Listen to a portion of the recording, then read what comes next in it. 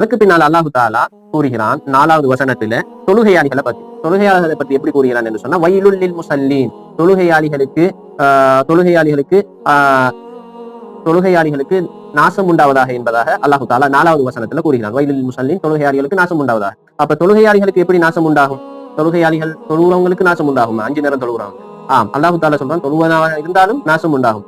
ஏன் நாசம் உண்டாகும் என்று சொன்னால் அல்லாஹு தாலா முனாஃபிக்குகளுடைய தன்மையை சொல்றான். அல்லதீனஹும் அன் ஸலாத்திஹிம் சாஹூன். அல்லதீனஹும் அவங்க எப்படிப்பட்டவங்க என்று சொன்னா அன் ஸலாத்திஹிம் சாஹூன், அவங்களுடைய தொழுகையுடைய விஷயத்துல சாஹூன் பொதுபோக்காக இருப்பார்கள். கணக்கெடுக்க மாட்டாங்க. நாங்க டைமுக்கு தொழணும், பேணுதலா தொழணும், அல்லாஹு தாலாவுடைய அந்த சிந்தனையோட தொழணும், குஷுவோட தொழணும், பயபக்தியோட தொழணும், அல்லாஹ் ரசூல் ஸல்லல்லாஹு அலைஹி வஸல்லம் காட்டி தந்த முறைப்படி தொழணும் என்கிற அந்த ஒரு கணக்கு இல்லாம தொழக்கூடியவர்களாக இருப்பாங்க. அதே மாதிரி தான் நபி ஸல்லல்லாஹு அலைஹி வஸல்லம் அவங்களுடைய காலத்துல இருந்த முனாஃபிக்குங்கள் என்ன செய்வாங்கன்னு சொன்னா தொழுவதற்கு முதல் சஃபுக்கு வந்துட்டு அவங்க தொழுவணும் நினைச்சிட்டு இருக்கிறது எல்லாமே யாக்கள் பாக்குற மாதிரி தான் தொழுவாங்க.